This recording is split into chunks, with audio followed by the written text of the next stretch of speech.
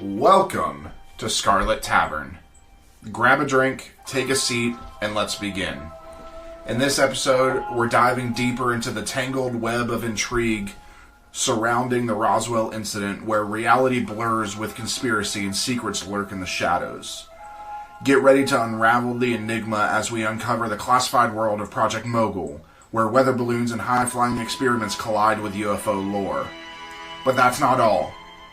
Brace yourselves for a close encounter with the enigmatic Skinny Bob, a cryptic figure from the annals of ufology who may hold the key to unlocking the universe's greatest mysteries.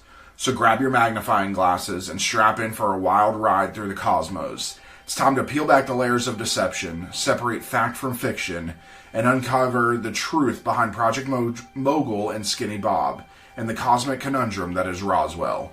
This is Scarlet Tavern. Alright. Back to Roswell, back at it. Back for part 2.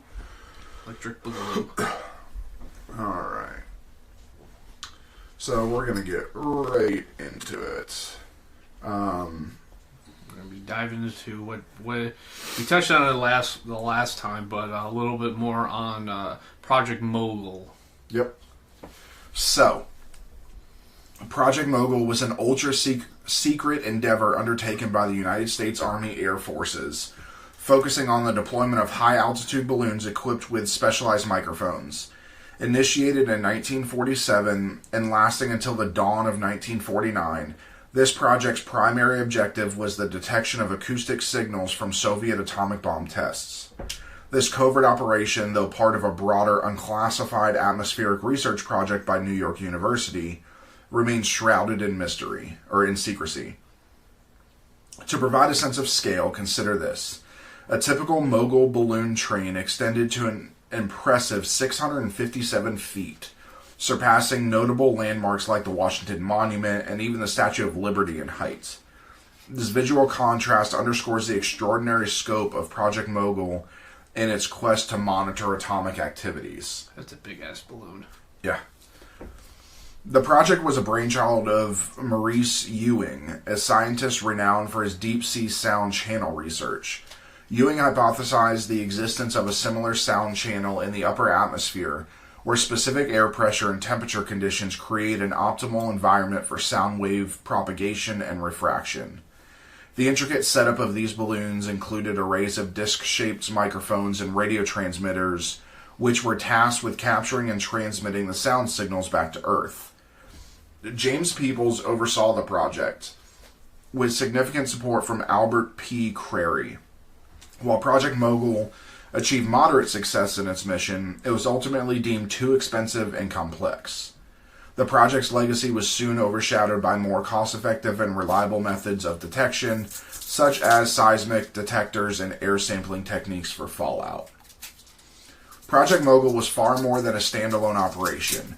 It was, in fact, a pioneering force that paved the way for several critical espionage and scientific initiatives. This groundbreaking project set the stage for the Skyhook balloon program, which emerged in the late 1940s, but its influence didn't stop there. Building on the success and learnings from Project Mogul, the U.S. launched 2 other significant espionage endeavors during the 1950s, Project Moby Dick and Project Genetrix. Both of these operations focused on balloon overflights and advanced photographic surveillance of the Soviet Union. These spy balloon missions, cutting edge for their time, didn't go unnoticed. They ignited fierce protests from the Soviet Union, reflecting the high-stakes game of Cold War espionage. I love the names of some of these government projects. Moby Dick? Yeah. I mean, they're hunting for the big whale. Yeah. The Soviets. In Soviet Russia, we'll bite you.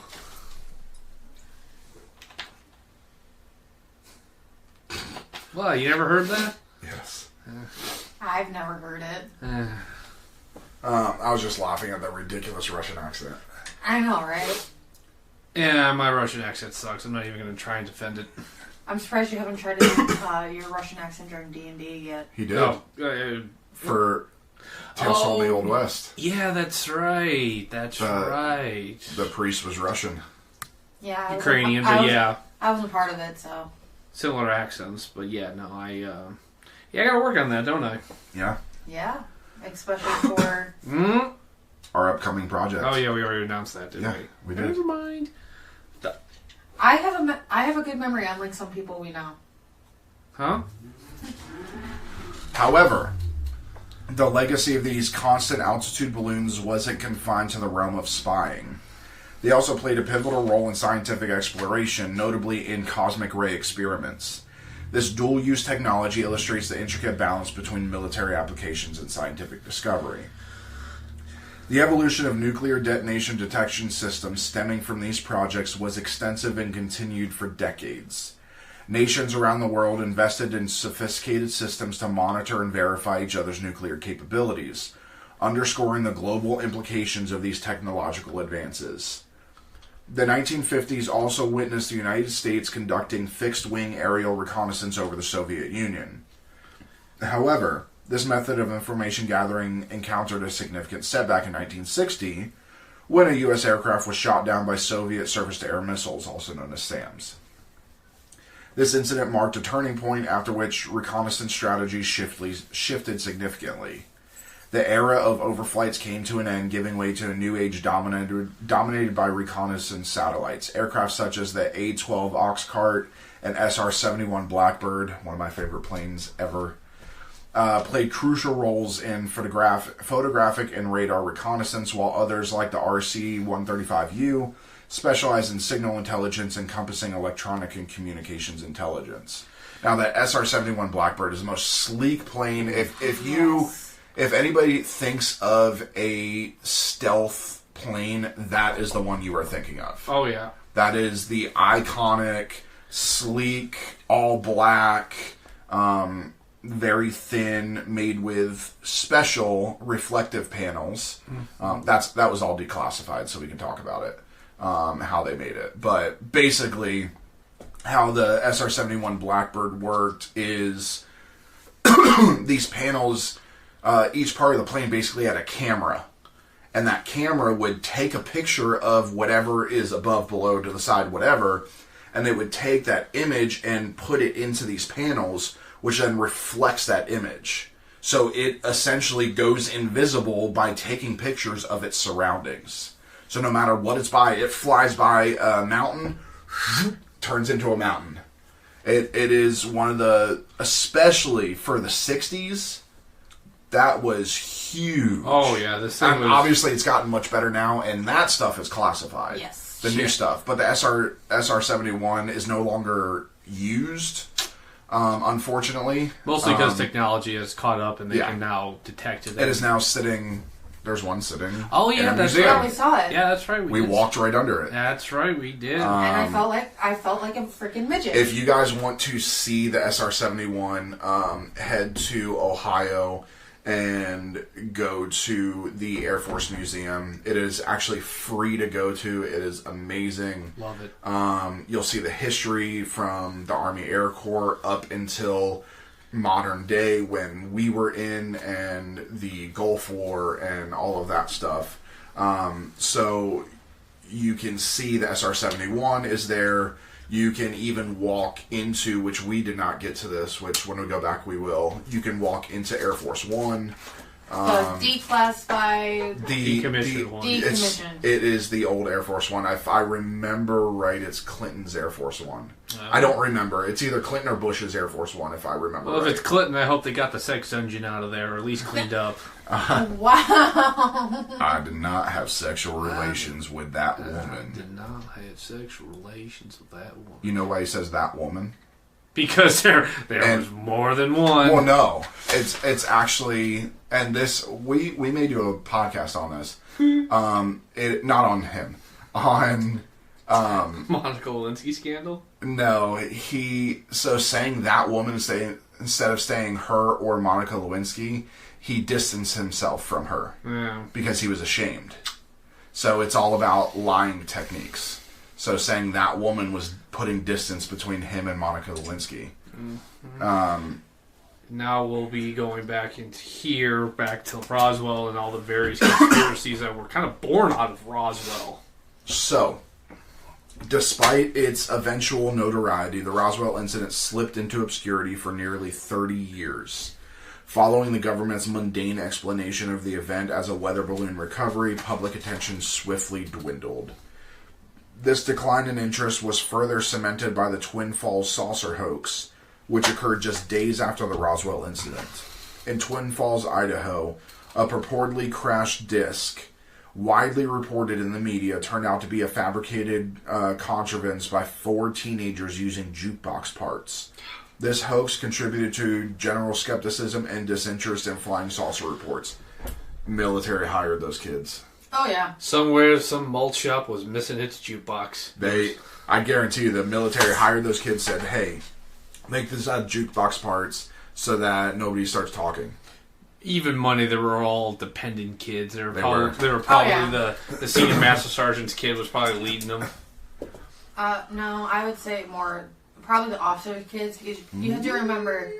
Yeah, listen, my father was a Air Force brat, and my grandfather was, he got up to senior master sergeant, and it is the high NCO kids that are the worst. Oh yeah, they're worse. They're worse than officer kids. Oh yeah, absolutely. I can depending attest on to that. what the rank the officer parent is. But yeah, they're pretty bad. Now, beneath the surface of this apparent disinterest, a different story was brewing. Even during these decades of relative obscurity, a rich tapestry of UFO mythology was being woven. Fueled by hoaxes, legends, and tales of alien spacecraft crashes and extraterrestrial bodies in New Mexico, belief in a comprehensive UFO cover-up by the U.S. government began to take root. Initially, in 1947, many Americans considered flying saucers to be unknown military aircraft, but as years passed, the narrative shifted dramatically. Between the initial recovery of the Roswell debris and the resurgence of theories about the incident, public perception of flying saucers evolved. They were no longer seen as mere military experiments. They had become synonymous with alien spacecraft in the public imagination. This shift was accompanied by a growing distrust in the U.S. government, partly fueled by broader socio-political events. The acceptance of conspiracy theories gained ground, and UFO believers started accusing the government of cosmic Watergate, suggesting a massive cover-up of extraterrestrial encounters. We probably will touch on Watergate scandal. What do you think Richard Nixon and Cosmo? I am not agree. Maybe he was an alien. I mean, that actually wouldn't surprise me. Wouldn't surprise me either. All the bad presidents were aliens. Taft. I mean, the Queen. Apparently, the Queen of England was a lizard person. You know, it'd be funnier is if Taft was a water alien. Yeah. Since he drowned in a bathtub. Yeah. That's honestly, it would be interesting to do like just a segment on all the different types of aliens that people are supposedly are, like lizard people and stuff like that. It's gonna be bad when they turned out the aliens visit us and they turn out to be broccoli people. Just saying. We will probably do a few segments. Been heading them. Presidential segments, different presidents. We'll do each of our favorite presidents, and we know Ben's favorite, Woodrow Wilson. I bet you can't guess mine. How could you? For the record, I hate Woodrow Wilson. We will not get into that today, though. What's mine? I've said it before. I don't remember. Teddy Roosevelt. Oh, yeah, that's right. What's mine? I don't know. Ulysses S. Grant. No. James Buchanan. No. Barack Obama. No. George Bush. No. George H.W. Bush. Let's get Pam in trouble.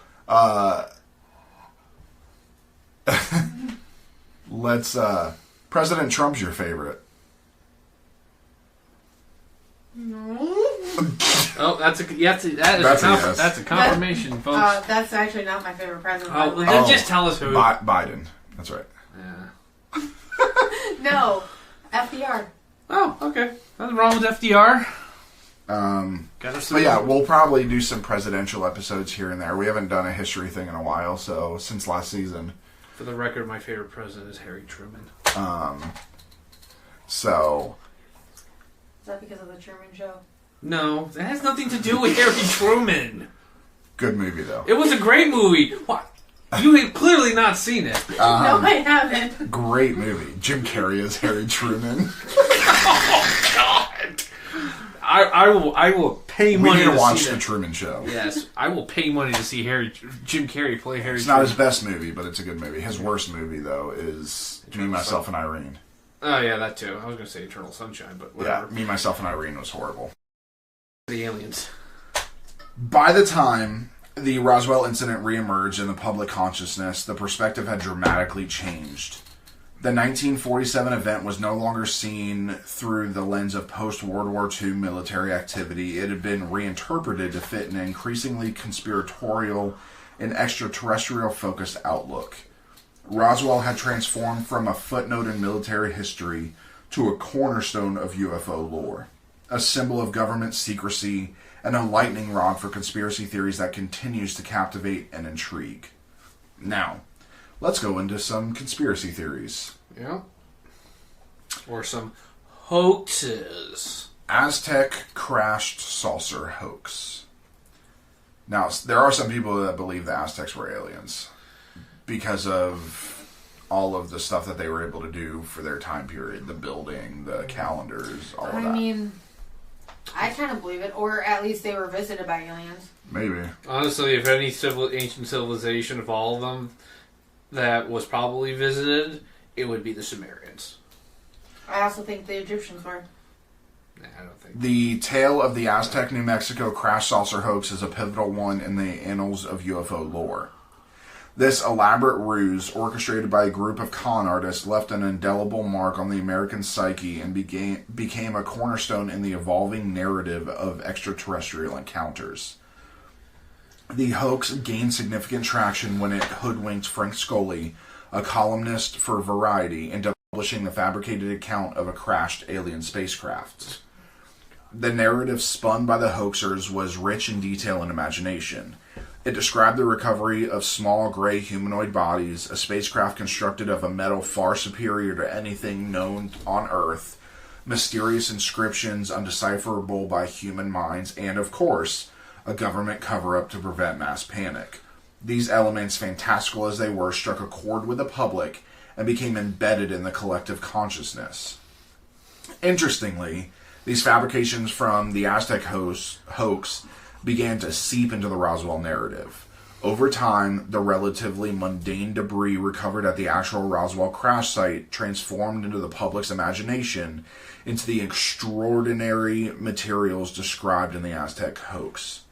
What was initially reported as a crash surveillance balloon became, in the retellings, a downed alien spacecraft complete with its otherworldly occupants. This shift in the Roswell story coincided with a broader cultural embrace of the idea of gray aliens, partly fueled by accounts like Barney and Betty Hill incident. By the time the Roswell incident reemerged in media and public discourse, these elements had firmly taken root in American culture. We did do an episode on Betty and Barney Hill. You can go see it in the last season. We did a quick little thing on them, and they were fucking nuts. Still convinced that someone slipped them some LSD in Vermont or New Hampshire. Mm-hmm. A 1997 report on the Roswell incident, Air Force investigator James McAndrew highlighted the enduring impact of the Aztec hoax. Despite its exposure as a fraud, the story continued to be held in high regard by UFO enthusiasts. Elements of the Aztec narrative would reappear time and again, inspiring other tales of crash flying saucers, including the reinterpretation of the Roswell incident. This evolution of the Roswell story from a military project into an extraterrestrial saga illustrates a wider phenomenon. During a period when trust in the U.S. government was declining and acceptance of conspiracy theories was on the rise, incidents like Roswell were interpreted through a more conspiratorial lens. The once obscure 1947 incident was recast as a chapter in what some dubbed a quote-unquote cosmic Watergate, signifying a deep-seated skepticism toward official narratives and a turn towards sensational explanations. I mean, I personally don't trust our government. No, I don't either. I've been involved with the government enough to not trust them. Absolutely. So. Now this one here is a little close, relatively right in our backyard. Yes, so this is Hangar 18, also known as Wright-Patt. Wright-Patterson Air Force Base stands out as a legendary yet non-existent location rumored to house alien artifacts and remains. This concept of an Air Force base storing extraterrestrial materials, including the bodies from Roswell, found its roots in various sources and gradually became a cornerstone of UFO mythology. The idea was first hinted at in Frank Scully's book Behind the Flying Saucers and later expanded upon in the 1966 book Incident in Exeter. It gained further notoriety with the publication of the 1968 science fiction novel The Four-Tech Conspiracy, which depicted a fictional Air Force unit dedicated to reverse engineering foreign technology, clear nod to the rumors surrounding the alleged Roswell crash retrieval. I've not read that book. I have not. I have to look that up. Yeah. Sounds good. In 1974, the lore of Hangar 18 took a more dramatic turn with claims by science fiction author and conspiracy theorist Robert Spencer Carr. Carr asserted that alien bodies from the Aztec crash were stored in this enigmatic Hangar 18, and he went as far as to claim that his sources had witnessed an alien autopsy. These stories, later woven into the fabric of the Roswell narrative, were met with skepticism by the Air Force, which denied the existence of Hangar 18 and noted the striking parallels between Carr's tales and the fictional account in the Four-Tech Conspiracy. The myth of Hangar 18 permeated popular culture, notably in the 1980 film Hangar 18, which dramatized Carr's claims. Film's director James L. Conway described it as a modern interpretation of the Roswell Incident, while folklorist Thomas Bullard referred to it as part of the nascent Roswell mythology. Decades later, these claims would be cast in a dubious light. Carr's son reminisced about his father's propensity for fabricating stories, ranging from befriending alligators in Florida swamps to engaging in philosophical discussions with porpoises in the Gulf of Mexico. These recollections paint a picture of a man more inclined towards the fantastical than the factual, further casting doubt on the veracity of the Hangar 18 tales. Just making friends with turtles with gators and dolphins. I mean, you're from Florida, isn't that doesn't everybody do that down there? No. No? Not on Poipus.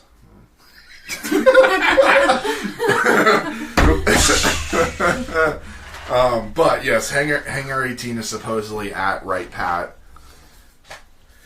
I believe it's there. I believe it's there, but Wright-Patt says it's not there. I can tell you right now, folks, just from working in the area. Of course they would. Well, I'll tell you right now. I worked at a nuclear base that I had to have a secret security clearance for, and we told a lot of people that there was not a lot of stuff there. That is true. And it actually was there. I can tell you also, just from working in that area, there are. I'm sure there's no it's just a coincidence, but there are there's a ton of big and small defense contractors. Many of them are aerospace firms and everything like that. So, I mean, if there is going to be something where they're reverse engineering technology, even if it's alien or even far advanced, something from another country, that's probably a good place for it to go, because there's literally companies that are right outside the gate across the street from Wright-Patt with that work on similar things. Yeah, I think Hangar 18's there. Oh, I can imagine. This one, I believe, or something like it. Now, were they doing alien autopsies? I don't think so. No. But reverse engineering stuff. Oh yeah, definitely. Absolutely. Like I said, if it's going to be there, it's going to be anywhere. It's going to be there. Now, the Roswell Incident, which had lain dormant in the public consciousness for decades, was dramatically rekindled in the late 70s. The spark for this renewed interest came from ufologist Stanton Friedman's interview with Jesse Marcel in February 1978. Marcel, who had played a key role in the recovery in recovering the Roswell debris and participating in the 1947 Fort Worth press conference, dropped a bombshell. He asserted that the quote-unquote weather balloon explanation he had been part of was a cover story, and that he had come to believe the debris was of extraterrestrial origin. This revelation caught the attention of the National Enquirer, because we all trust that. I mean, well, if we watch Men in Black, it is the real news. Mm-hmm. Yeah. In a December 1979 interview with Bob Pratt, Marcel's story reached a wider audience, propelling the Roswell incident back into the limelight. The following year, the TV series In Search Of aired an interview with Marcel where he spoke candidly about his experiences in the government's efforts to downplay the incident. The intrigue deepened with the publications of the 1980 book The Roswell Incident, which not only popularized Marcel's account but also introduced the claim of alien bodies being found near the original crash site. Despite Marcel's consistent denial of any bodies at the crash site, the book presented a narrative of a separate discovery of alien remains. Jesse A. Marcel Jr., Major Marcel's son, contributed to the lore by asserting that, as a child, he had seen debris from the Roswell crash, including a beam with mysterious hieroglyphs. This claim was later linked to a statement by Lydia Sleppy, a former teletype operator who recounted being interrupted while relaying a story about crash saucer wreckage, further hinting at a government attempt to control the narrative. Okay, so the interesting thing with that one is that she claimed that they hacked into, like, her teleprompter to tell her to stop.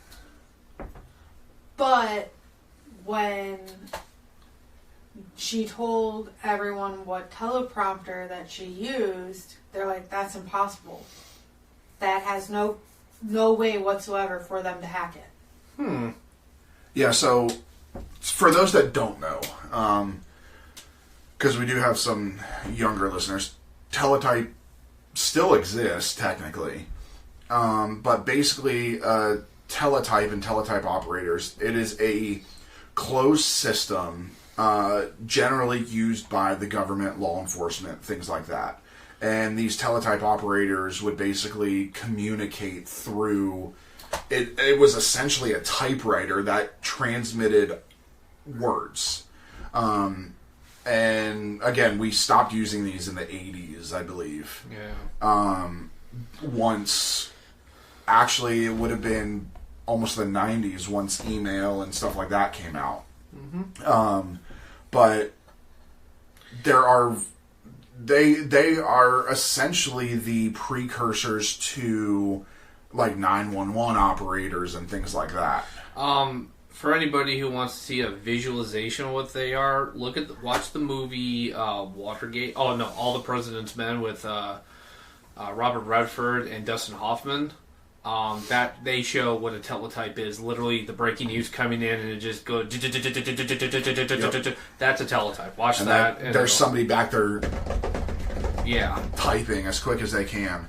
I mean, we use similar stuff, like stenographers are pretty similar to it now that are still used in, like, court cases and stuff. Yeah. But so from 1978 to the early 1990s, the mystery of Roswell was probed by UFO researchers like Stanton T. Friedman, William Moore, and the duo of Kevin D. Randall and Donald R. Schmidt. Their interviews with numerous individuals connected to the 1947 events yielded a kaleidoscope of conflicting and competing accounts, each adding layers to the Roswell enigma. Now, in the vast tapestry of UFO conspiracy theories, the Roswell Incident, authored by Charles Berlitz and William Moore, stands out as a seminal work. Released in October 1980, this book marked the first major publication to delve into the Roswell conspiracy, and it quickly became the dominant narrative throughout the 1980s. Speaking of, also, go watch the show Roswell. It was such a good fucking show. I heard it was. Love to watch it. It is. Our list is ever growing with shows that we find for research. So Roswell's not a documentary. It's actually I know. It's a dramatization, and it is a sci-fi show. It is amazing. With alien kids in high school, and what the? It's a great show. They look human. Yeah, it was also they all had They're hiding that they're aliens. Yeah. They also had a weird obsession with Tabasco sauce. Also, another good alien show, Kyle XY.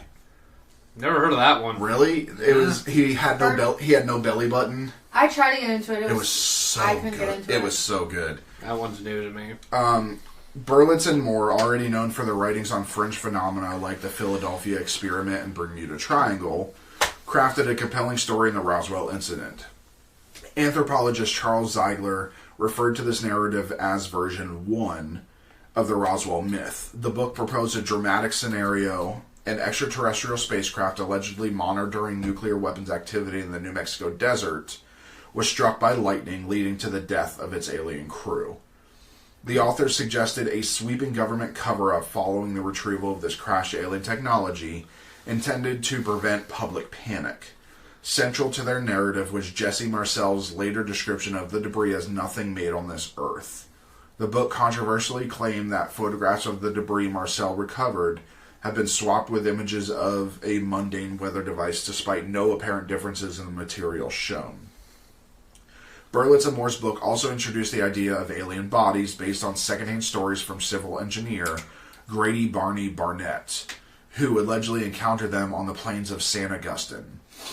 This narrative, though striking, bore resemblance to other crash saucer legends more than the initial 1947 reports from Roswell. The book claimed to be based on interviews with over 90 witnesses, yet only 25 testimonies appeared, with just a handful asserting they had seen or handled the debris. The authors even attempted to rehabilitate Frank Scully's discredited Aztec saucer hoax as a mislocated account of the Roswell incident. William Brazel Jr., son of Mac Brazel, was cited describing his father's supposed arrest and sworn secrecy by the military. This claim was, however, contested by reports of Brazel's visibility in Roswell during the alleged period of military custody and his interview with the local radio station KGFL. Jesse Marcel emerged as the most significant witness in Berlitz and Moore's account, yet independent researchers would later identify inconsistencies and embellishments in Marcel's narratives, including discrepancies regarding his military career and educational background. Now, the Majestic 12 hoax. In the early 1980s, the UFO conspiracy landscape was further complicated by the emergence of the Majestic 12 documents, a series of purportedly leaked government papers. These documents, delivered anonymously to several ufologists, I hate saying that, claimed the existence of a secret committee formed to manage information and evidence related to extraterrestrial encounters. Significantly, those who received these documents were all linked to ufologist Bill Moore, co-author of the Roswell Incident. Following the publication of his book, Moore was approached by individuals claiming to be Air Force intelligence officers, including Richard Doughty. These encounters involved promises of concrete evidence supporting extraterrestrial retrievals. Moore, lured by the prospect of uncovering definitive proof, was drawn into a web of misinformation. He was tasked with gathering intelligence on other ufologists and became a conduit for disseminating false evidence within the UFO research community. This deception came to a head in 1989 at a mutual UFO network conference, where Moore confessed to intentionally spreading fake evidence among his peers. This admission not only discredited Moore, but also cast a shadow over the broader UFO research community. Despite his confession and subsequent ostracization, the overarching Roswell conspiracy theory remained unshaken. The authenticity of the Majestic 12 documents has been the subject of intense scrutiny and widespread skepticism. Among the criticisms leveled at these papers was their dubious origin, resembling a plot from a fairy tale, as noted by renowned astronomer Carl Sagan. Researchers pointed out inconsistencies in the documents, such as the use of a date format that did not align with government documents from the alleged time period, but matched the style found in Moore's personal notes. In one variation of the Roswell legend fueled by these documents, it was claimed that alien bodies were rejected from their craft before it exploded over the ranch in New Mexico. The narrative described the craft as a short-range reconnaissance vehicle, which, after crashing, led to the recovery of decomposing alien bodies by government forces. I mean, honestly, it kind of puts like you said, it puts a lot of like a good chunk of current UFO lore into kind of some doubt. I mean, more lied about almost everything, and as folks, if you're not seeing it, Roswell seems to be kind of like the root of almost all. I don't say all, but a lot of what is now modern. Well, I mean, it's the oldest alien incident that we can think of. Maybe that's why they always keep focusing on the ancient aliens, because there's no one alive to dispute it. Aliens. Well, because also there's more evidence, I would say, or mysterious objects from the ancient alien theories versus Roswell. It's not that there's more evidence. There is more unexplained. It is the lack of ability to prove it back then. Yeah. Or disprove it. Exactly. So, Glenn Dennis.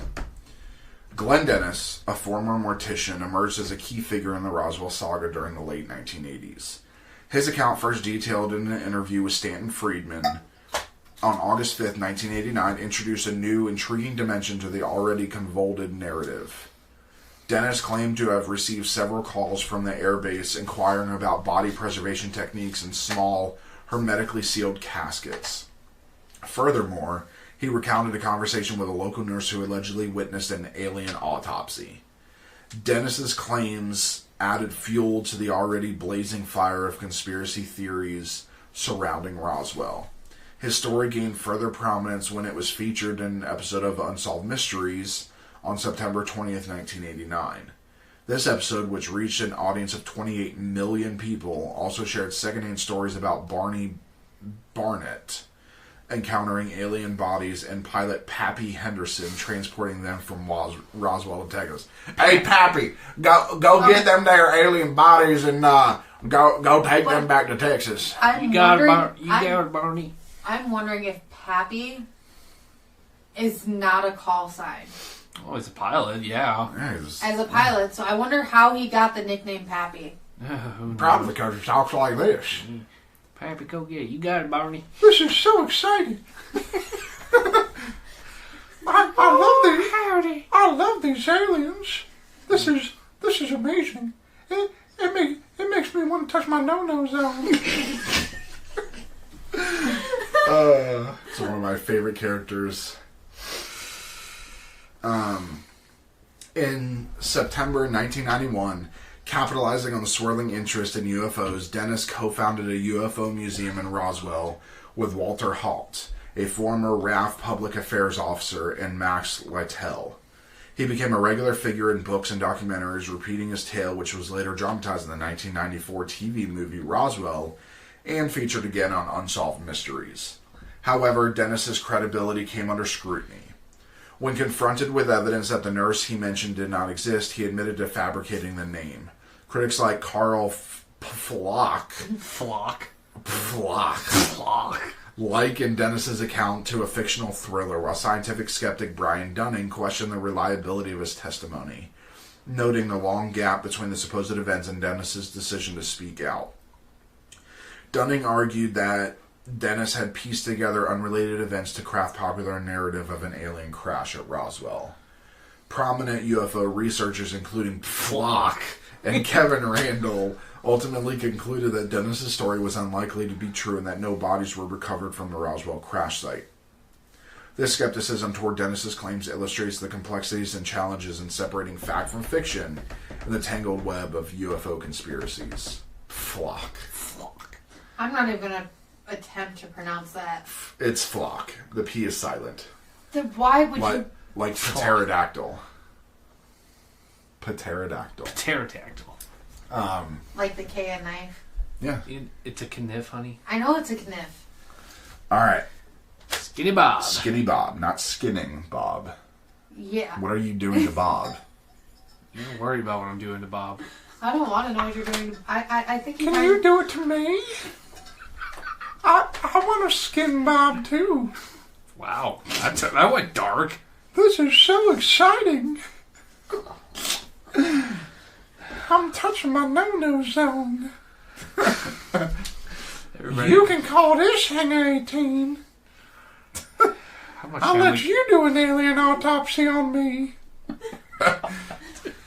I'm totally using that voice in D&D. Oh, no. I gotta find a character to use it for. School janitor? Yeah. Oh, you students are doing magic. This is amazing. Can you move my wand? I waited till You waited till I was drinking my coffee to do that. He does that to me all the time. Oh God! Thank God I didn't spit that out. That would have been bad. That would have been That was going all over the D&D figurines. Please don't spit out. God. We're on the swallow here. Alright, so in a curious turn in the world of UFO folklore, a YouTuber known as Ivan0135 uploaded a series of enigmatic videos that reignited discussions and speculation about alien encounters. These videos, featuring what appear to be gray aliens, quickly captivated the imagination of viewers worldwide. The first video shows a UFO in flight, followed by a scene of the same UFO crash surrounded by gray aliens, some motionless, others seemingly alive. The implication is clear.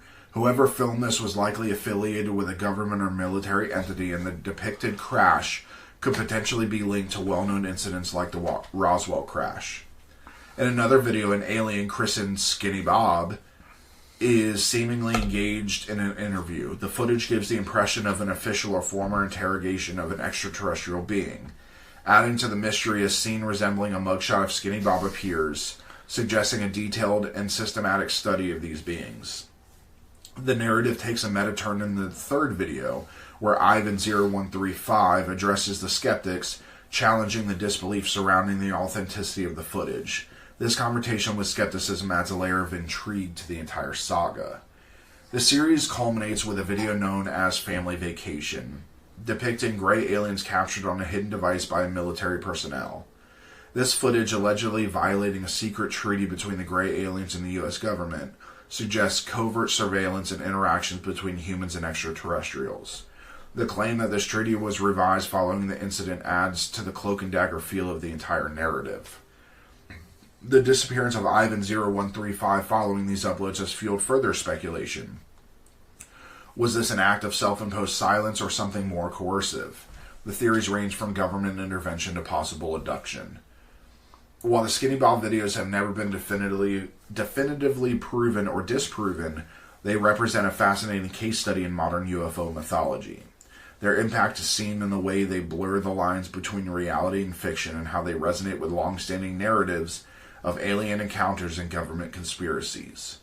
These videos, along with the accounts of alleged abductions and sightings, contribute to the broader discussion on the nature of these experiences. Are they genuine encounters, hallucinations, or elaborate hoaxes? The Skinny Bob mystery leaves these questions tantalizingly open, adding another enigmatic chapter to the history of UFO lore. Where do you think the treaty between the U.S. and the Greys was signed? On Vulcan? Like the sun? Where do you think they had the summit between the State Department and the aliens? The moon. The moon? That's why we did the moon landing. Oh yeah. I guess we had to get there to the meeting. I guess that's why the moon landing wasn't fake. I would imagine Mars would be a neutral ground, because I mean, no, the moon is technically is neutral ground because the aliens knew we couldn't make it to Mars. No, we planted. So that's why. I mean, we have now. We planted our flag on the moon. It's ours. The moon belongs to the United States. Yeah. United States of America. It's fact. You can touch my craters. That doesn't even make sense. There's craters on the moon, and there's craters on my body. Oh God. They're one and the same. You can plant your flag here. Yeah, you're just making it. Now let's look at what Roswell's like today. Yes. Roswell, New Mexico has transformed into a mecca for UFO enthusiasts and curious tourists alike. The city has embraced its unique place in UFO lore with a vibrant tourism industry centered around alien-themed attractions. From ufology museums to businesses adorned with extraterrestrial motifs, Roswell offers a quirky and engaging experience.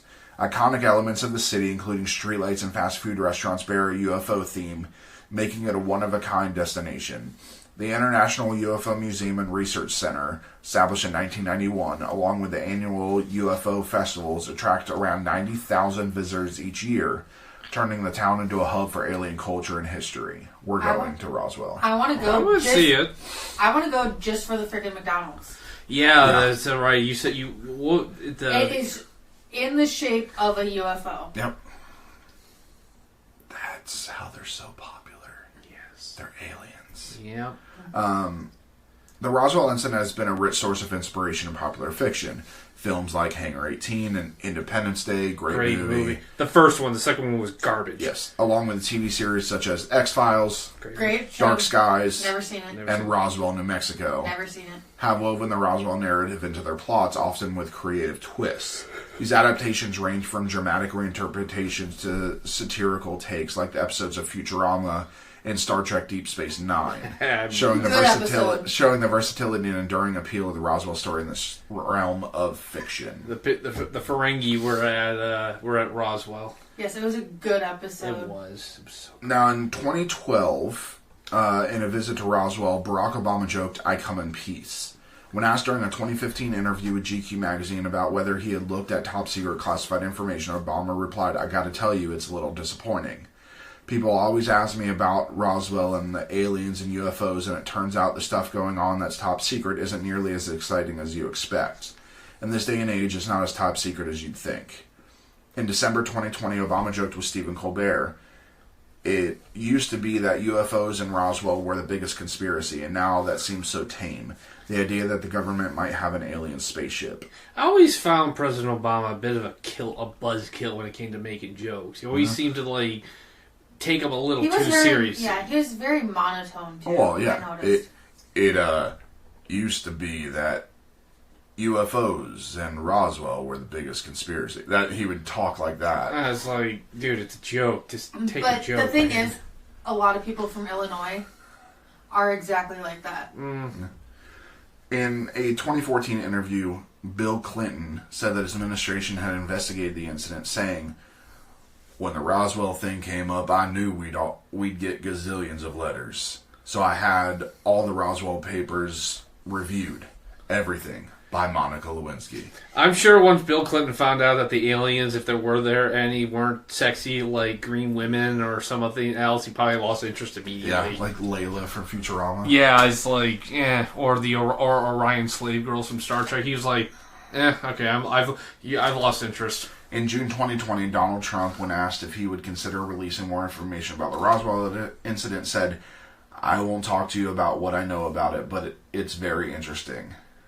See, at least President Trump knew how to, have a little fun with it, obviously. Yeah, and the thing is with this interview, it was actually by his son. Oh. It's the most exciting news to ever happen.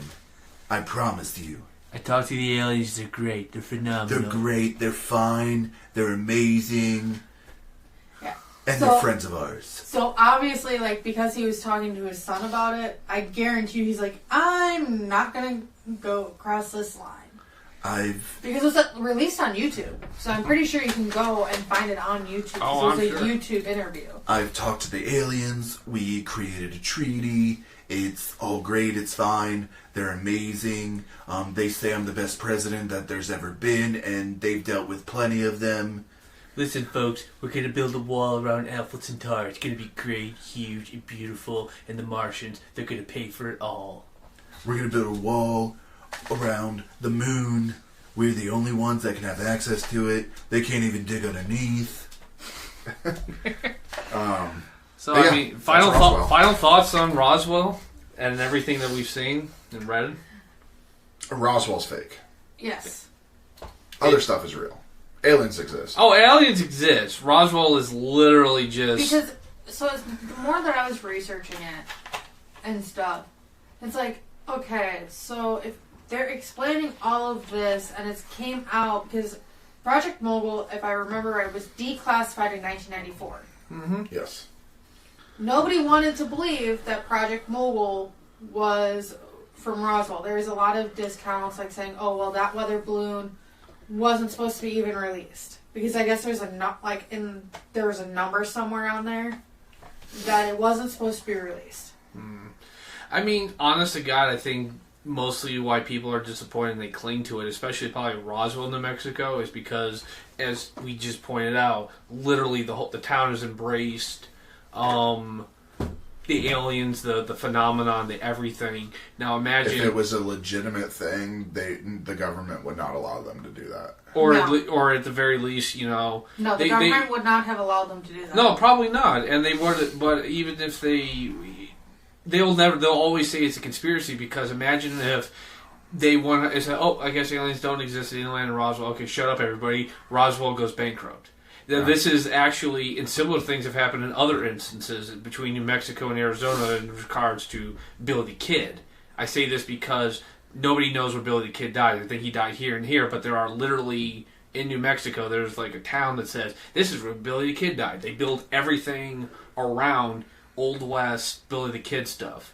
And then they were like, somebody came along like, actually he may have died in Arizona. And they were like, you shut your goddamn mouth, because we literally we make hundreds of thousands, if not millions of tourist dollars for people who want to come here and see where Billy the Kid died and yada, yada, yada. Now imagine, and they don't want the truth because they'll lose all their money. Yeah. It's the same thing with there. Roswell they don't want aliens to be proven. They'll always deny it because, hey, gotta pay the bills, right? Yep. So, with that ends our tales on Roswell. We will be getting into some good new stuff here soon.